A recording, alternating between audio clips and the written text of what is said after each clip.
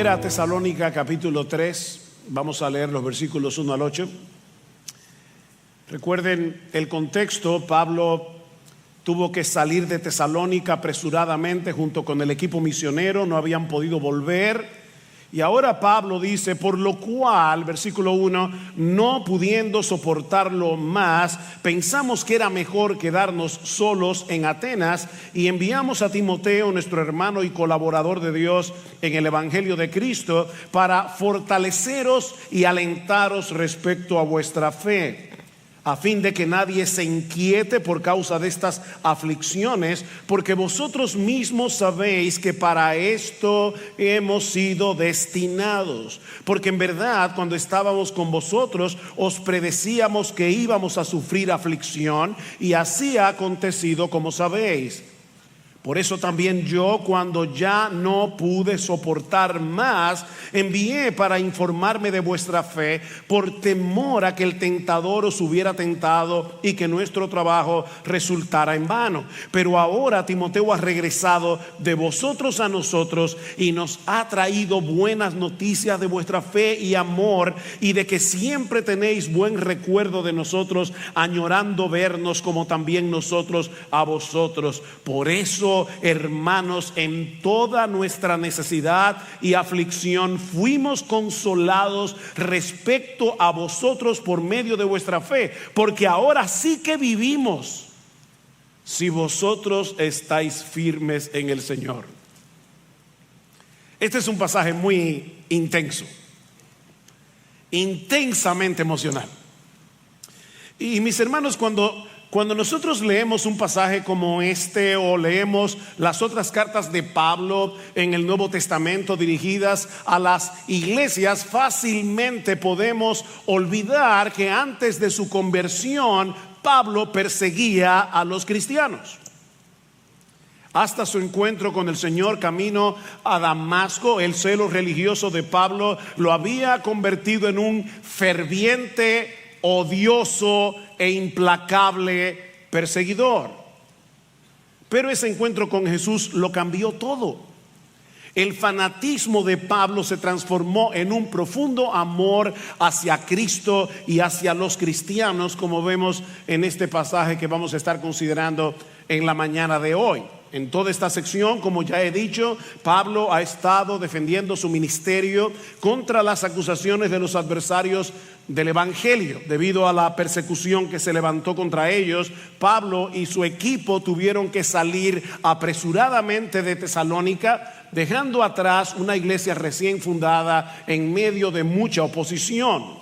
Y los enemigos del Evangelio aprovecharon la ausencia de los misioneros para acusarlos de ser unos oportunistas que no tenían ningún interés real en estos hermanos. Y es por eso que al final del capítulo 2, Pablo ve necesario explicar por qué él no había podido regresar a Tesalónica. Noten el capítulo 2, versículo 17: pero nosotros, hermanos, separados de vosotros por breve tiempo, en persona, pero no en espíritu, estábamos muy ansiosos con profundo deseo de ver vuestro rostro, ya que queríamos ir a vosotros, al menos yo, Pablo, más de una vez, pero Satanás nos lo ha impedido.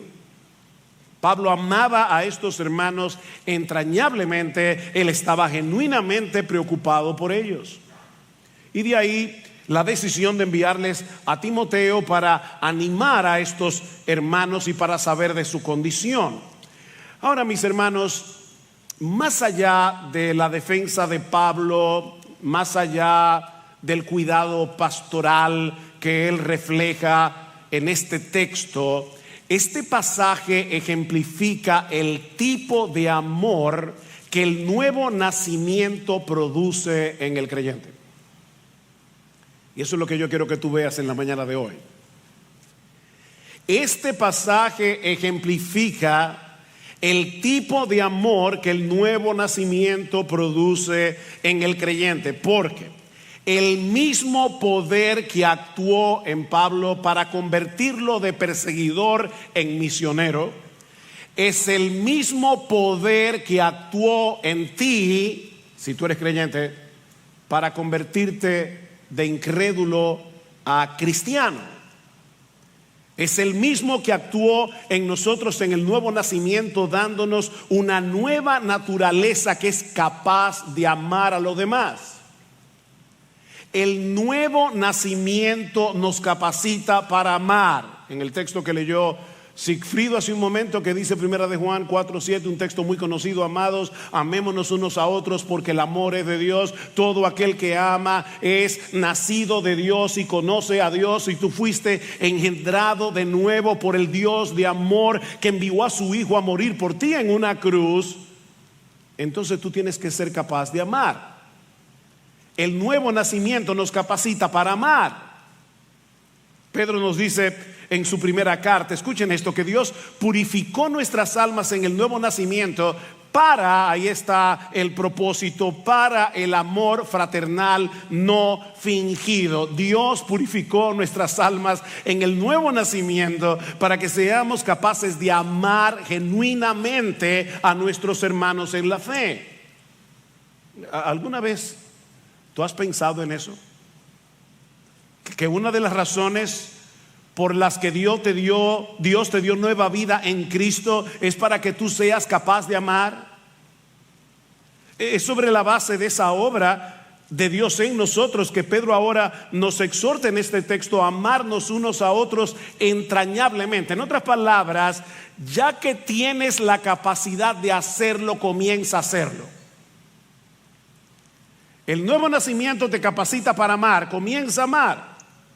Y en el pasaje que vamos a considerar en esta mañana, nosotros vemos en Pablo y en Timoteo dos ejemplos concretos de cómo luce ese amor cristiano en la práctica. Un amor que no solo debe manifestarse en el cuidado de los pastores, o en este caso de los misioneros, hacia los creyentes, sino también entre los creyentes entre sí, como veremos en un momento. Y hay al menos 4 cosas que aprendemos en este pasaje de lo que el amor cristiano produce en el creyente. Y la primera es una preocupación genuina por el bienestar espiritual de nuestros hermanos en la fe. ¿Qué produce el amor? Una preocupación genuina por el bienestar espiritual de nuestros hermanos. Vean otra vez el versículo 1. Por lo cual, no pudiendo soportarlo más. Y luego en el versículo 5. Por eso también yo, cuando ya no pude soportarlo más. Pablo estaba angustiado por estos hermanos, temiendo que el diablo aprovechara la persecución para desanimarlos o incluso para llevar a algunos a renegar del cristianismo. Vean una vez más el versículo 5. Por eso también yo, cuando ya no pude soportar más, envié para informarme de vuestra fe, por temor a que el tentador os hubiera tentado y que nuestro trabajo resultara en vano. ¿Vieron eso, hermanos? Pablo temía por estos hermanos. Ahora, aquí es necesario aclarar que Pablo creía en la seguridad de salvación. Eso es importante. Yo no tengo el tiempo necesario para detenerme a demostrar ampliamente esta doctrina, pero al menos escuchen lo que el mismo Pablo dice al final de esta carta, en el capítulo 5. En el versículo 23 dice: y el mismo Dios de paz os santifique por completo, y todo vuestro ser, espíritu, alma y cuerpo sea preservado irreprensible para la venida de nuestro Señor Jesucristo. Fiel es el que os llama, el cual también lo hará. Pablo creía en la seguridad de salvación. En Filipenses capítulo 1 versículo 6 dice Pablo que el que comenzó en nosotros la buena obra, él mismo la perfeccionará hasta el día de Jesucristo. Mis hermanos, ningún creyente verdadero se puede perder, porque es la justicia de Cristo la que nos absuelve en el tribunal de Dios, y porque el mismo Cristo nos tiene aferrados a él de tal manera que nadie puede arrebatarnos de su mano. Juan 10:28. Ahora, hay 2 cosas que debemos tomar en cuenta al hablar del tema de la seguridad de salvación. Y es la razón por la que Pablo tiene este temor. La primera es que no todo el que dice ser cristiano realmente lo es. No todo el que dice ser realmente cristiano lo es. Mateo 7:21, un texto que todos ustedes conocen. En aquel día muchos me dirán: Señor, Señor, en tu nombre no echamos fuera demonios, no hicimos milagros, no profetizamos. Y entonces les declararé: yo nunca os conocí, apartaos de mí, hacedores de maldad. Noten, no era que eran creyentes y se apartaron, es que nunca fueron del Señor. Salieron de nosotros porque no eran de nosotros, porque si hubiesen sido de nosotros habrían permanecido con nosotros, pero salieron para que se manifestara que no todos son de nosotros. Así que los autores del Nuevo Testamento no asumen, no dan por sentado que todos los que profesan ser creyentes realmente lo son. Y es por eso que les advierten en sus cartas una y otra vez a tener cuidado con la apostasía. ¿Qué es la apostasía? Apartarte de la fe, negar al Señor en el que ahora tú dices creer. Mis hermanos, cuando una persona que profesa ser cristiana está tomando el pecado con ligereza, se está enredando en actividades claramente mundanas, se está ausentando regularmente del culto público, se está aislando de sus hermanos en la fe, está dando señales inquietantes de estar alejándose del Señor y pudiera estar revelando que su fe es una fe falsa. Eso es serio.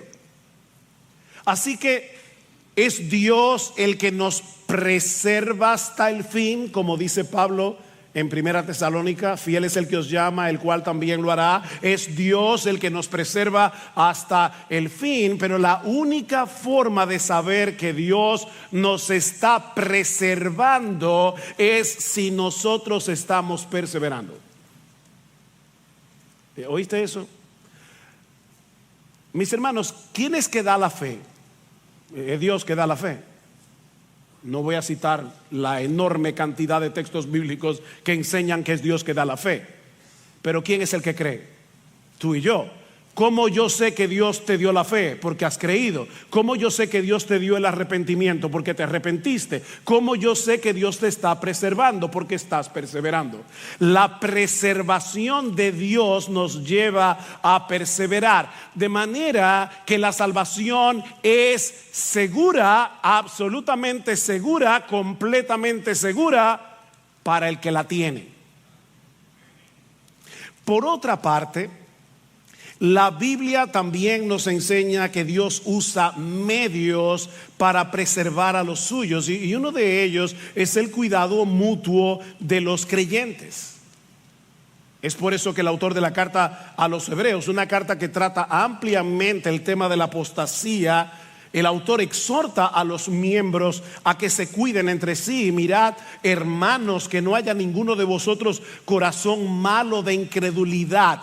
Presten atención, hermanos, a los miembros de la iglesia, para que no haya entre ustedes ninguno que se aparte del Dios vivo. Antes, exhortaos los unos a los otros cada día, entre tanto que se dice hoy, es decir, cuando todavía hay esperanza, para que ninguno de vosotros se endurezca por el engaño del pecado. Dios usa esas exhortaciones a tiempo para proteger a los suyos de caer. Y por favor noten que los pastores no son los únicos que tienen la responsabilidad de velar por los demás. Mirad, hermanos. Allí no dice pastores. De hecho, más adelante en esta misma carta, en el capítulo 5, versículo 14, hay un texto similar. 1 Tesalónica 5:14, y os exhortamos, hermanos, a que amonestéis a los indisciplinados, animéis a los desalentados, sostengáis a los débiles y seáis pacientes para con todos. Es una responsabilidad que tú y yo tenemos y somos creyentes. Así que, mis hermanos, Dios cuida a su pueblo por medio de su pueblo. Déjame hacerte una pregunta. Tú entiendes que es tu responsabilidad cuidar a tus hermanos en la fe. Tú estás consciente de que esa es tu responsabilidad. Te preocupas cuando ves que uno de tus hermanos no anda bien, porque ese es un aspecto esencial del amor cristiano. Gálatas 6, hermanos, otra vez, no dice pastores, hermanos, si alguno fuere sorprendido en alguna falta, vosotros que sois espirituales, es decir, ustedes que son creyentes, que han nacido de nuevo, restauradle con espíritu de mansedumbre. Es la voluntad de nuestro Señor que nos cuidemos mutuamente como miembros que somos de una misma familia. Pablo estaba realmente preocupado por estos creyentes, y lo mismo Timoteo. Y por eso tomaron la decisión de separarse en Atenas para que Timoteo fuera en ayuda de estos hermanos en Tesalónica, lo que nos lleva a la segunda enseñanza que podemos extraer de este pasaje, y es que el verdadero amor cristiano nos mueve a hacer todo lo que esté a nuestro alcance para cuidar de nuestros hermanos. Es un poco diferente al punto anterior. El punto anterior fue preocúpate, pero no te quedes preocupándote. Haz algo. El verdadero amor cristiano nos mueve a hacer algo, lo que esté a nuestro alcance para cuidar de nuestros hermanos. Versículo 1 y 2, otra vez dice Pablo: por lo cual, no pudiendo soportarlo más, pensamos que era mejor quedarnos solos en Atenas. Y enviamos a Timoteo, nuestro hermano y colaborador de Dios en el Evangelio de Cristo, para fortalecerlos y alentarlos respecto a vuestra fe. Mis hermanos, el amor tiene un costo. No hay amor barato. El amor tuvo un costo para Dios. De tal manera amó Dios al mundo, Juan 3:16, que dio a su Hijo unigénito para que todo aquel que en él cree no se pierda, mas tenga vida eterna. Dios amó, Dios dio, y dio lo mejor que tenía, a su propio Hijo. Y algo interesante, curioso, un recurso mnemotécnico, es que Juan 3:16 nos habla del amor de Dios, y primera de Juan 3:16 nos habla del amor que nosotros deberíamos tener mutuamente por causa del amor de Dios. Juan 3:16, de tal manera amó Dios al mundo que dio a su Hijo unigénito. Primera de Juan 3:16, en esto hemos conocido el amor, en que Él puso su vida por nosotros. También nosotros debemos poner nuestras vidas por los hermanos. ¿Ven el punto? Somos los hijos amados de Dios, que ahora debemos andar en amor. Y no debemos amar de palabras y de lengua, como dice Juan 2 versículos más abajo, sino de hecho y en verdad. Bueno, en el caso de Pablo, el costo fue quedarse solo en Atenas para que Timoteo fuera en ayuda de estos hermanos en Tesalónica. Ahora, puede ser que para algunos este desprendimiento no le parezca la gran cosa. Después de todo, ¿verdad? Pablo era lo suficientemente mayorcito como para quedarse solo en Atenas.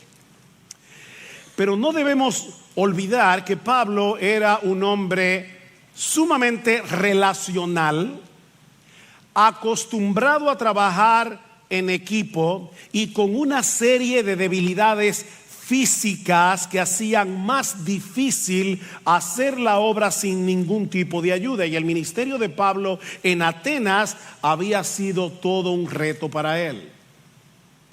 Así que a Pablo le costó desprenderse de Timoteo. De hecho, la palabra que se usa en el versículo 1, decidimos quedarnos solos, da la idea de alguien que se ha quedado desamparado. De hecho, en el Nuevo Testamento se usa para hablar de una mujer que se ha quedado viuda.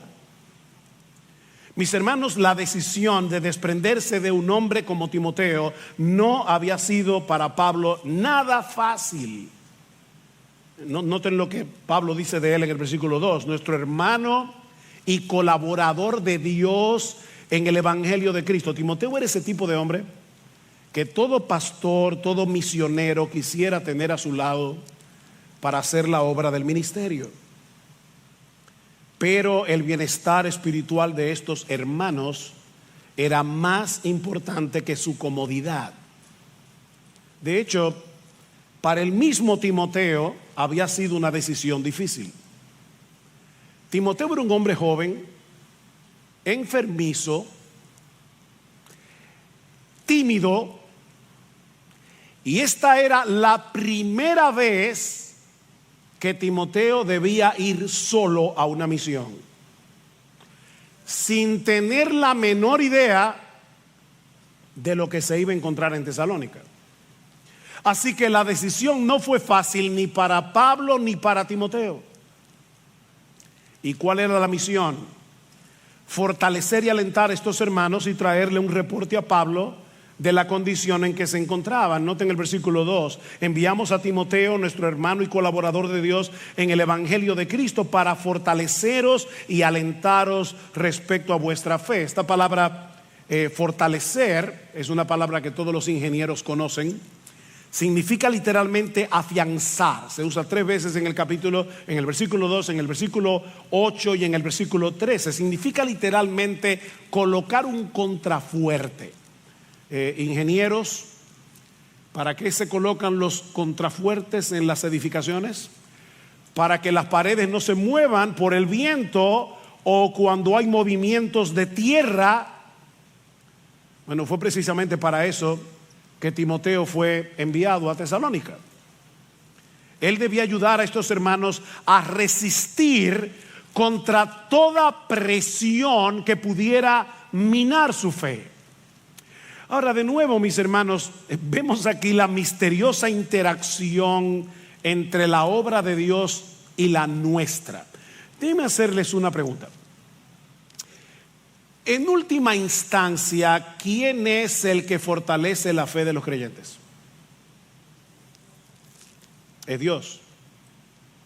Vean, de hecho, los versículos 12 y 13 del capítulo 3. Pablo pide que el Señor os haga crecer y abundar en amor unos para con otros y para con todos, como también nosotros lo hacemos para con vosotros, a fin de que Él afirme, ahí está la palabra, afirme vuestros corazones irreprensibles en santidad delante de nuestro Dios y Padre. Es Dios el que fortalece nuestra fe. Me encanta cómo lo dice Pedro al final de la carta, de su primera carta. Dice: después que hayáis sufrido un poco de tiempo, el Dios de toda gracia, que os llamó a su gloria eterna en Cristo, Él mismo os perfeccionará, afirmará, fortalecerá. Aquí está la palabra de Tesalónica. Y Él mismo os establecerá. ¿Quién es el que va a hacer todo eso por nosotros? El Dios de toda gracia, que nos llamó a su gloria eterna en Cristo. Pero otra vez, hermanos, Él lo va a hacer a través de ti y de mí. Óyeme, yo quiero convencerte en esta mañana de que este no es un pasaje meramente biográfico. Yo quiero convencerte en esta mañana que si todo lo que hacemos al final es salir admirando a Pablo por lo mucho que amaba a estos creyentes, no aprendimos nada. Es Dios el que fortalece la fe de los creyentes, y Dios usa hombres jóvenes, tímidos, enfermizos, como Timoteo, o como tú, o como tú, o como tú, para hacer eso en la vida de los hermanos.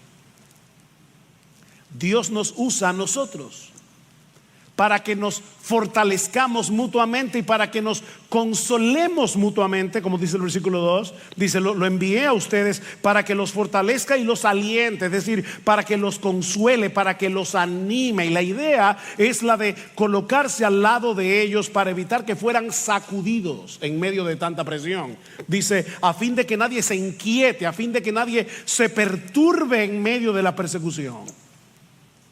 Ahora, ¿cómo debía hacer eso Timoteo? ¿Cómo debes hacerlo tú?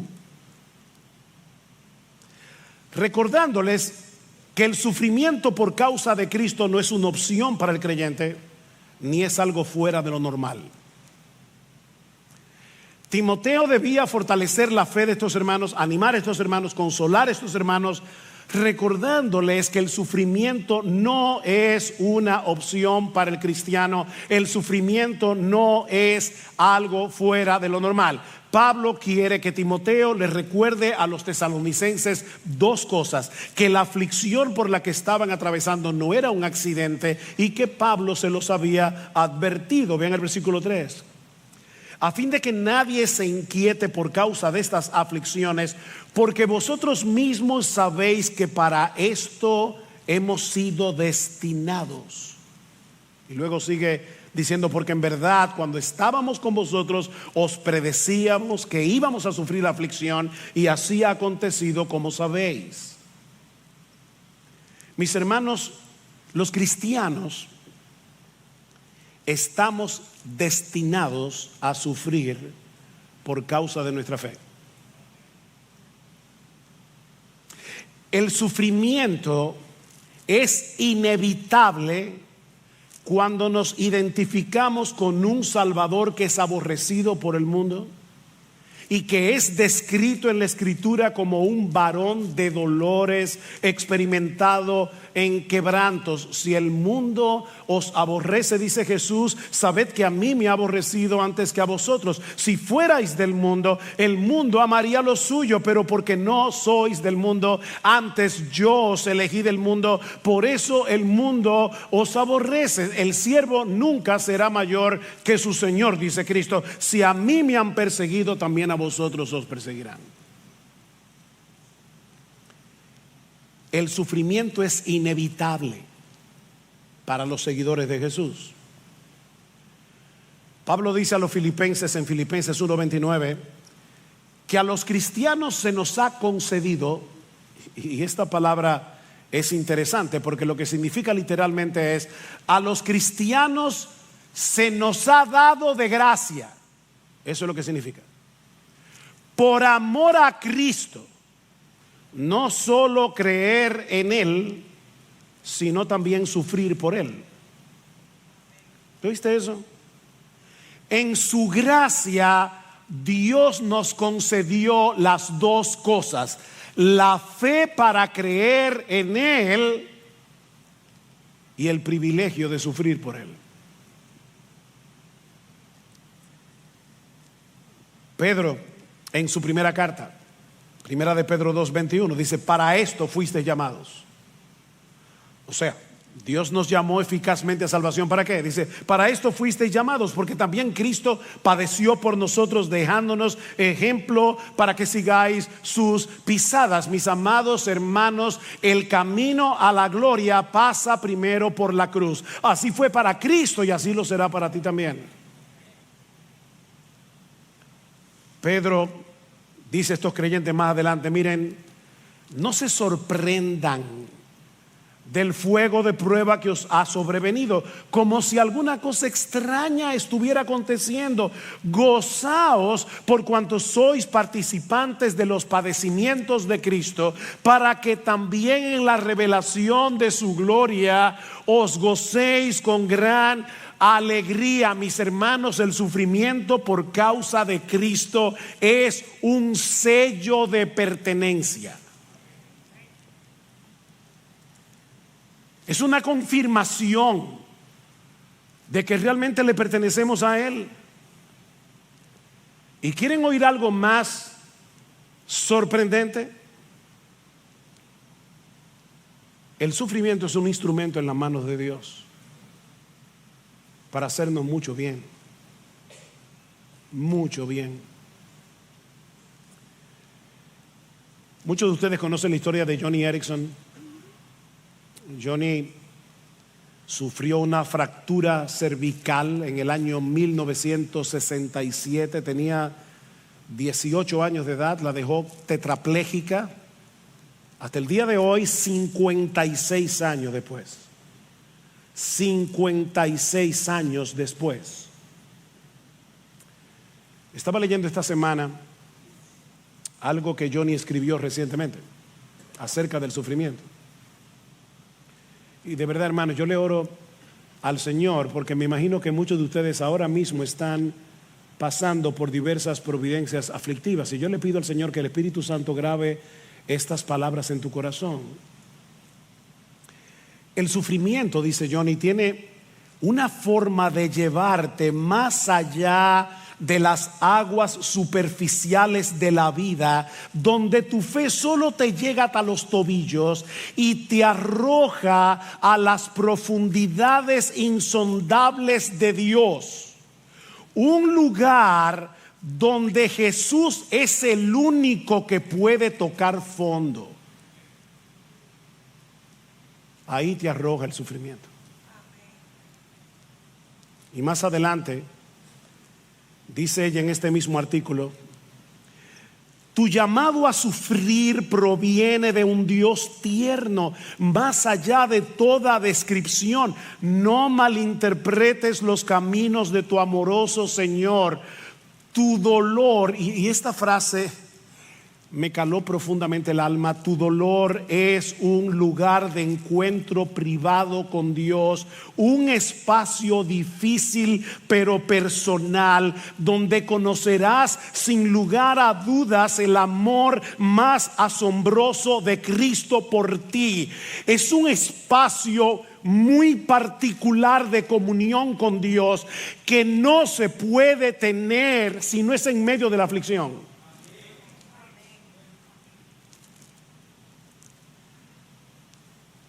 El sufrimiento, dice Johnny Erickson, une mi propio vacío con la plenitud de Dios. ¿Tú oyes eso? El sufrimiento une mi propio vacío con la plenitud de Dios, y yo no puedo imaginar una mejor bendición. Dios usa el sufrimiento para hacernos mucho bien. Fuimos destinados a sufrir. Es por medio del sufrimiento que somos transformados a la imagen del varón de dolores. Es por medio del sufrimiento que somos transformados a la imagen de Jesús. Es por medio del sufrimiento que aprendemos a identificarnos con la aflicción de otros. Es por medio del sufrimiento que reconocemos nuestra profunda necesidad de Dios. Y no sé cuántas cosas más. Nunca vamos a entender de este lado de la eternidad todas las razones por las que Dios decreta el sufrimiento para sus hijos, pero sí sabemos, mis hermanos, aunque no lo entendamos, y esta es una lección difícil de aprender, y se lo digo por experiencia propia. Sí sabemos que todas y cada una de esas aflicciones van a obrar para nuestro bien. Romanos 8:28. Y eso era lo que Pablo quería que Timoteo les recordara a estos hermanos. O sea, yo quiero que ustedes vean la escena, hermanos. Pablo está en Atenas, está preocupado, sabe que estos hermanos están en persecución. Dice: Timoteo, ve a estos hermanos, yo prefiero quedarme solo. Recuérdales que nosotros estamos destinados a sufrir. Fortalece la fe de estos hermanos para evitar que el tentador los tiente en medio de la aflicción. Y mis hermanos, eso es lo que tú y yo necesitamos recordarnos continuamente si queremos protegernos de los ataques del maligno cuando estamos en medio del dolor. Tú y yo necesitamos esa lección.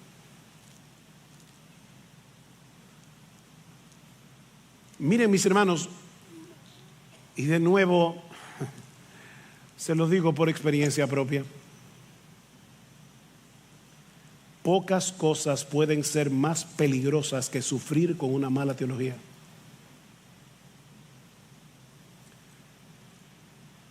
O olvidando la teología que ya conoces.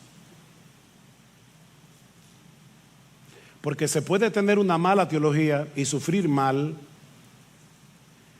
y se puede tener una buena teología y olvidarla en medio del dolor. El sufrimiento es peligroso, hermanos, cuando se tiene una mala teología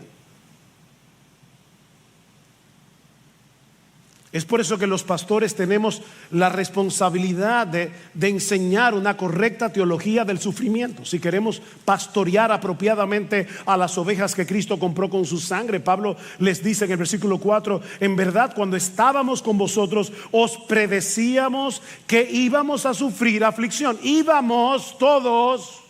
Pablo no está exento. El siervo de Dios, el apóstol de Dios, el misionero de Dios, íbamos a sufrir aflicción.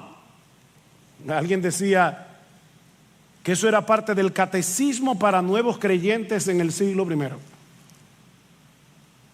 Tan pronto una persona se convertía, le mostraban el precio que iba a tener que pagar por ser un seguidor de Jesús. Dice en Hechos 14:21 que en el segundo viaje misionero, Pablo y Bernabé volvieron a Listra, a Iconio y Antioquía. Ellos habían fundado iglesias anteriormente. En el primer viaje, dice, confirmando los ánimos de los discípulos, exhortándoles a que permaneciesen en la fe. Noten la similitud con el pasaje de Tesalónica. Exhortándoles a que permaneciesen en la fe y diciéndoles: es necesario que a través de muchas tribulaciones entremos en el reino de Dios. Es necesario, esto no es opcional. Los cristianos necesitamos tener una buena teología del sufrimiento. Necesitamos aprender a sufrir bien y ayudar a otros a sufrir bien.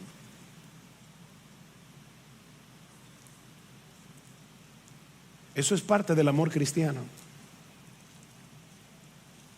Y por favor, hermano, no pienses en tu corazón: yo me alegro que estén diciéndole eso a la iglesia. No, yo te lo estoy diciendo a ti.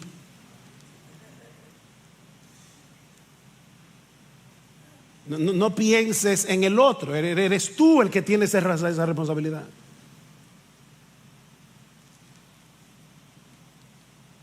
Debemos colocarnos al lado del que sufre. Pero que tú no sabes lo que yo he sufrido.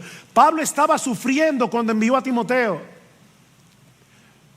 El sufrimiento no nos exime de amar. El sufrimiento no nos exime de ponernos al lado del que sufre y ayudarlo a sufrir bien.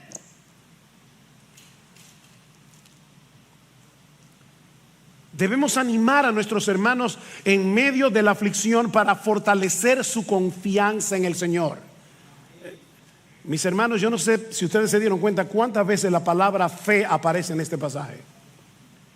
No le voy a leer los textos, pero cuando lleguen a su casa, Pablo en 1 Tesalónica capítulo 3 usa la palabra fe en el versículo 2, en el versículo 5, en el versículo 6, en el versículo 7, en el versículo 10. La fe es un elemento clave en este pasaje. Pablo está preocupado porque la aflicción ponga la fe a tambalear de estos hermanos.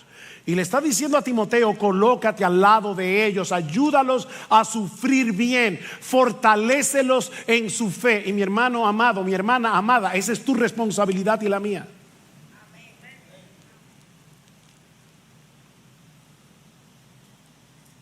Esa era la misión de Timoteo: instruir a estos hermanos, consolar a estos creyentes para que se mantengan firmes en su fe y para que se mantengan firmes en su amor.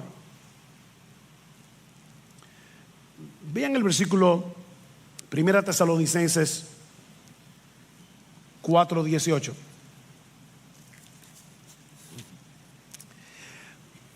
A todo el mundo le encanta ese texto que habla del rapto de la iglesia, y fácilmente podemos olvidar cómo termina.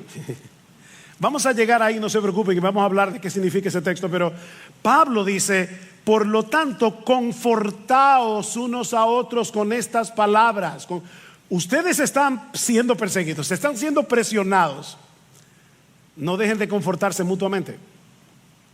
Capítulo 5, versículo 11. Por lo tanto, alentaos los unos a los otros y edificaos el uno al otro, tal como lo estáis haciendo. De hecho, una de las razones por la que nosotros venimos a la iglesia cada domingo, ¿saben para qué es? Es para poder ser mejor equipados con la predicación de la palabra, para ayudar al crecimiento del cuerpo.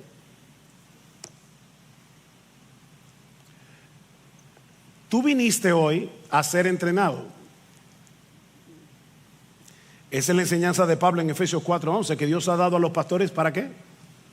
Dice, el mismo Cristo ha dado a los pastores y maestros, ¿para qué? Para que equipen a los santos, ¿para qué? Para la obra del ministerio, para la edificación del cuerpo de Cristo, hasta que todos lleguemos a la unidad de la fe y del conocimiento del Hijo de Dios, para que todos como un cuerpo sigamos creciendo. Así que yo estoy aquí, mi amado hermano, mi amada hermana, yo estoy aquí instruyéndote a ti para hacer mejor tu trabajo. Para eso viniste a la iglesia hoy. Una de las razones. Y no solamente eso, dice en primera en primera de Hebreos. Dice en Hebreos capítulo 10, versículo 23 al 25, que una de las razones por la que no debemos dejar de congregarnos como algunos tienen por costumbre es precisamente para que podamos alentarnos mutuamente. Así que no solamente tú debes venir a la iglesia para ser instruido, para hacer mejor tu trabajo, sino que al mismo tiempo debe venir con la intencionalidad de encontrar a cuál hermano, a cuál hermana es que tú vas a poder ministrarle en la mañana de hoy con la misma palabra con la que tú estás siendo ministrado.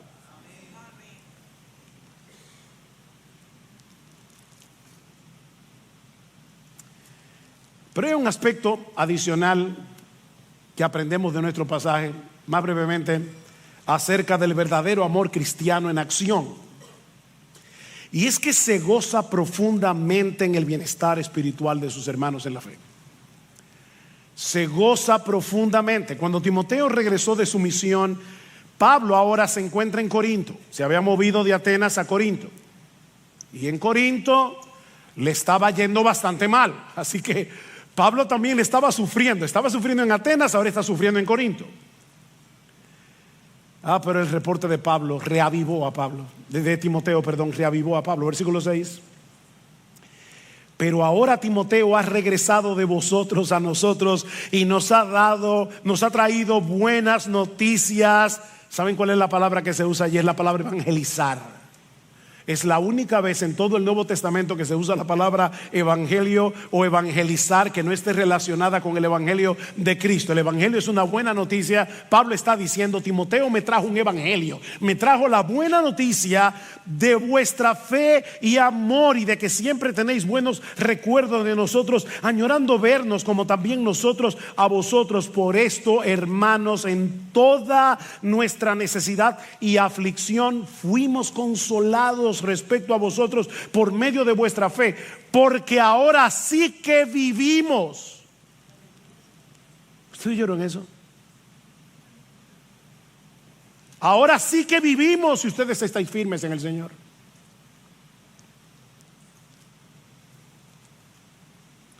Las noticias de Timoteo reavivaron a Pablo.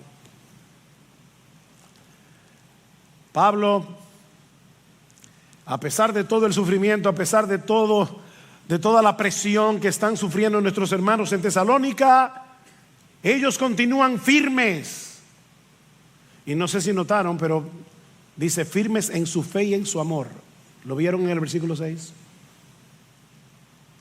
Decía Calvino que estas dos palabras, fe y amor, resumen la totalidad de la piedad. ¿Cómo sabemos que una persona es piadosa? Porque tiene fe y tiene amor. En medio de la persecución, estos creyentes recién convertidos, no lo olviden, mantenían viva su fe en Cristo y el amor uno con otros. Fe y amor.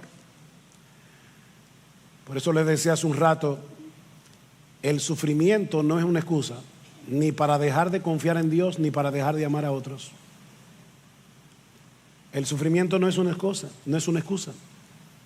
La fe y el amor se fortalecen mutuamente en medio del dolor. La fe nos mueve al amor, el amor fortalece nuestra fe. De hecho, noten otra vez el capítulo 3, versículo 12, dice que el Señor os haga crecer y abundar en amor, unos para con otros y para con todos, como también nosotros lo hacemos para con vosotros. ¿Ven cómo Pablo se está presentando aquí como un modelo, como un ejemplo? Que el Señor os haga crecer y abundar en amor. Sí, yo sé que están sufriendo. Sí, yo sé que están en aflicción. Sí, yo sé que están siendo presionados por sus familiares. Sí, yo sé que están sufriendo un montón de aflicciones. Pero por favor, no se dejen de amar.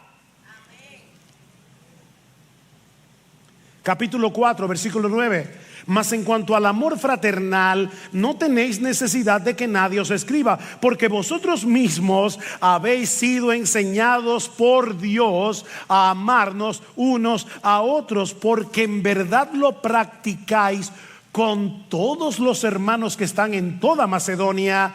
Pero os instamos, hermanos, a que abundéis en ello más y más. Yo sé que ustedes se aman. Yo sé que ustedes están practicando el amor genuino unos para con otros. Pero ¿saben, mis hermanos, cuál es la medida de ese amor? La medida de ese amor es Jesús.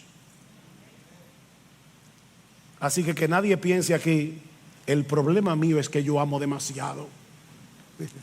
De verdad. No, aquí nadie ama demasiado. Aquí nadie ama demasiado, comenzando por este que está aquí. Nosotros somos demasiado individualistas. Vivimos en nuestro pequeño reino y estamos con nuestras propias preocupaciones, que no tenemos espacio para preocuparnos por otros.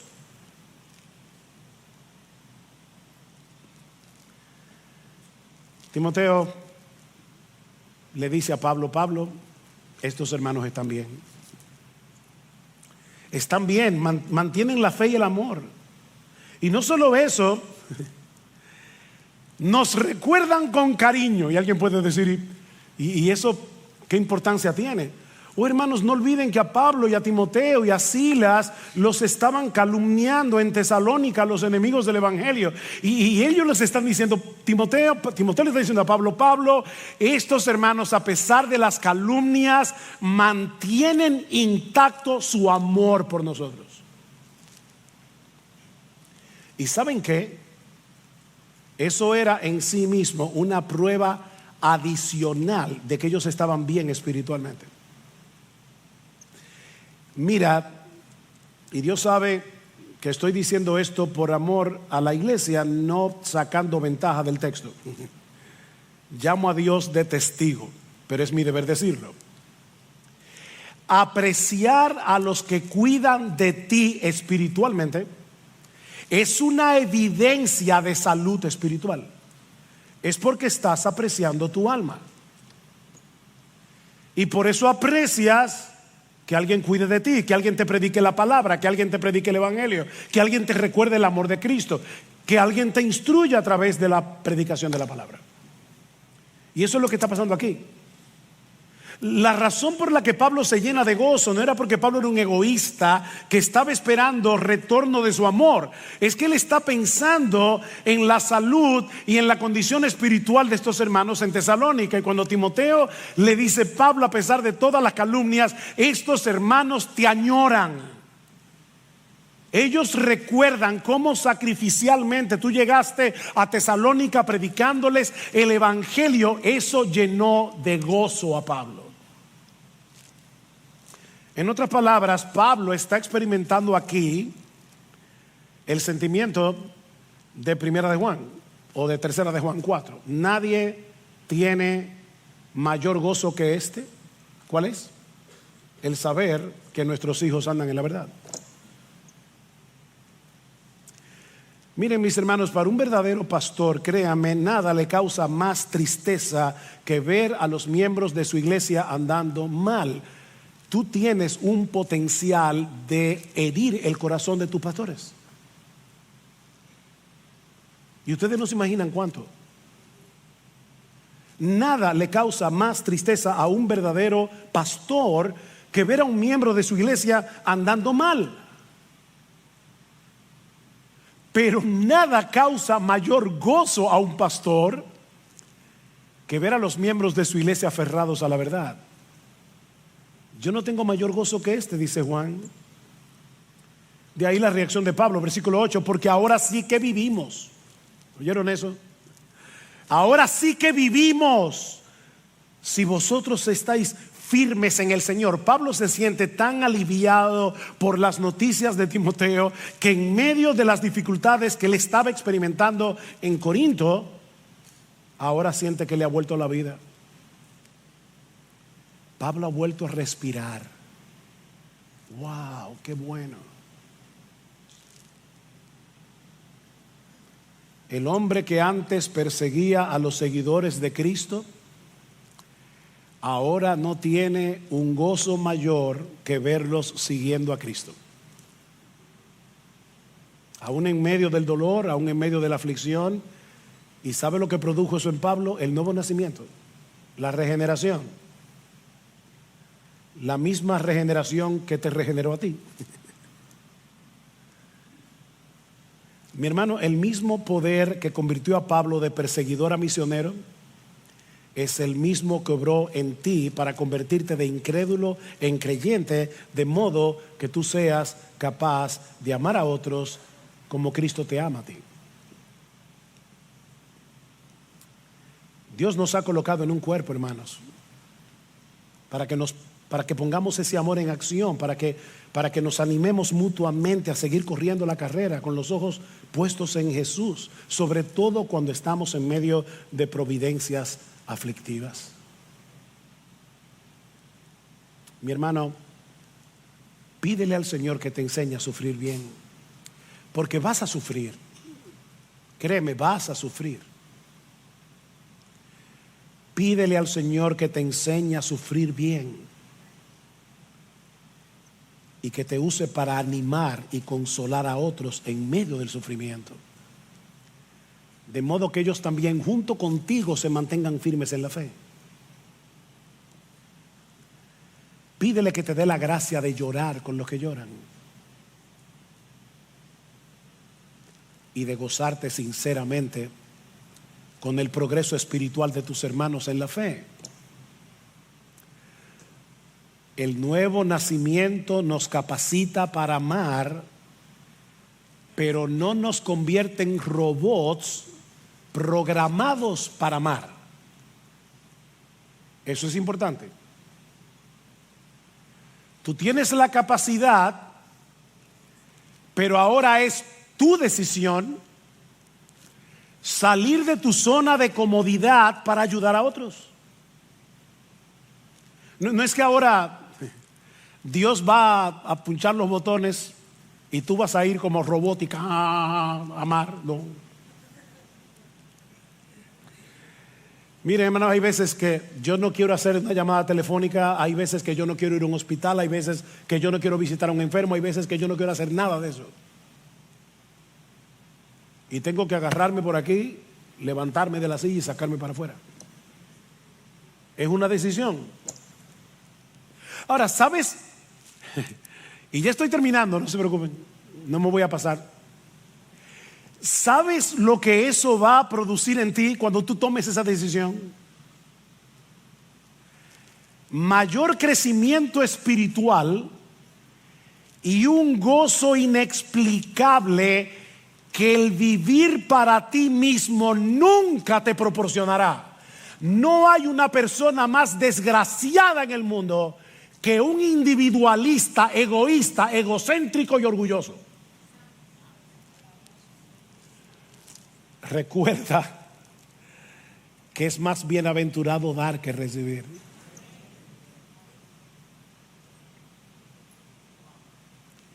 ¿Tú quieres encontrar un desgraciado? Busca un egoísta y lo encontrarás cara a cara. Es más bienaventurado dar que recibir.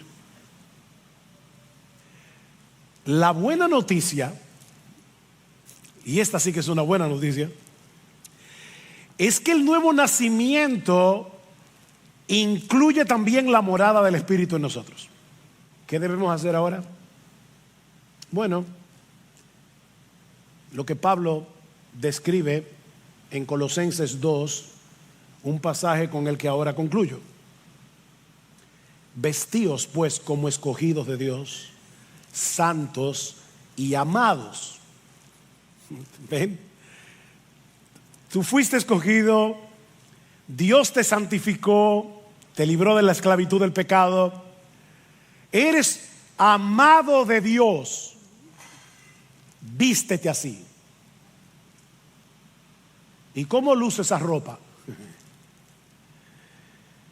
De entrañable misericordia, de benignidad, de humildad, de mansedumbre, de paciencia, soportándoos unos a otros y perdonándoos unos a otros si alguno tuviere queja contra otro.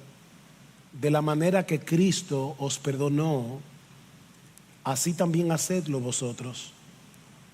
Y sobre todas estas cosas, vestíos de amor. Vístanse de amor, que es el vínculo perfecto.